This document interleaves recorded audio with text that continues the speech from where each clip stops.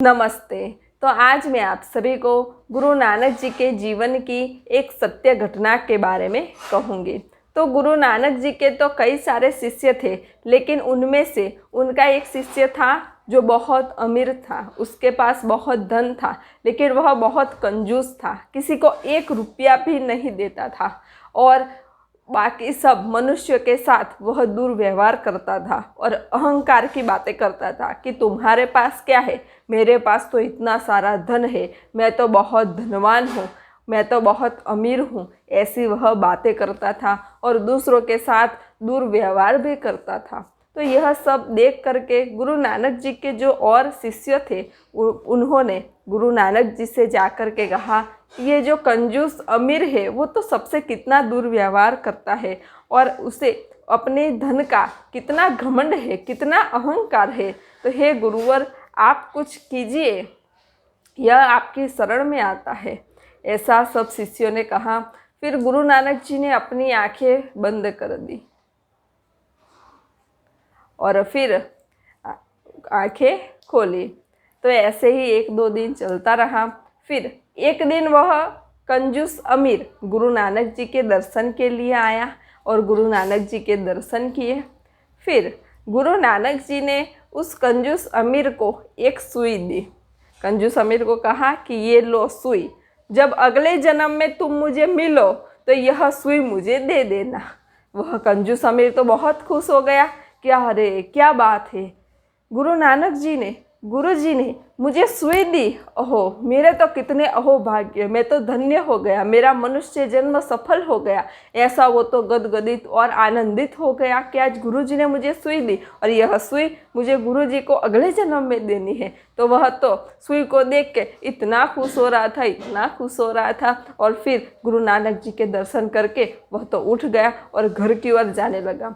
फिर घर गया, उसने सोचा कि यह तो गुरु नानक जी ने सुई दी है, मैं कहाँ रखूँगा। तो उसने तो एक सोने का संदूक बनवाया और उस सोने के संदूक में वह सुई रख दी और उसे बंद कर दिया। फिर वो तो निश्चित हो गया कि अब ठीक है, अब जब अगले जन्म में गुरु जी मिलेंगे तो मैं उन्हें यह सुई दे दूँगा। तो ऐसा सोच करके वह वापस से अपना व्यापार करने लगा, अहंकार की बातें करने लगा और जो सबसे दुर्व्यवहार करता था वह भी करने लगा। तो ऐसा करते करते करते फिर रात हुई। रात को वह सो रहा था तो उसे याद आया कि गुरु नानक जी ने कहा है कि यह सुई तू मुझे अगले जन्म में देना, लेकिन मैं यह सुई अपने साथ ले कैसे जाऊंगा? जब मैं मर जाऊंगा मेरा शरीर तो छूट जाएगा, तो मैं अपने साथ तो कुछ भी ले नहीं जा सकता, ये सुई भी नहीं ले जा सकता। तो अब मैं क्या करूँगा? फिर उसने वह सोने का संदूक खोला और उसमें से सुई निकाली और देखने लगा कि भले यह छोटी सी सुई है, लेकिन मैं इसे नहीं ले जा सकता। तो ऐसा सोच सोच के उसे तो पूरी रात नींद आई ही नहीं। फिर वह सुबह हुई और गया गुरु नानक जी के पास। दौड़ते दौड़ते कहा कि गुरु जी। गुरु नानक जी ने कहा, क्या हुआ, बोलो। तो उसने कहा कि गुरु जी, ये सुई आप अभी रख लो अपने पास। तो गुरु नानक जी कहा ना, क्यों? अगले जन्म में दे देना, जब मैं मिलूँ तब। तो उस कंजूस अमीर ने कहा, लेकिन अगले जन्म में मैं यह सुई कैसे लेकर के आऊँगा? इस जन्म में तो मेरा शरीर छूट जाएगा और जब शरीर ही छूट जाता है तो यह सुई मैं रखूँगा कहाँ? अगले जन्म में कैसे लेकर के आऊँगा?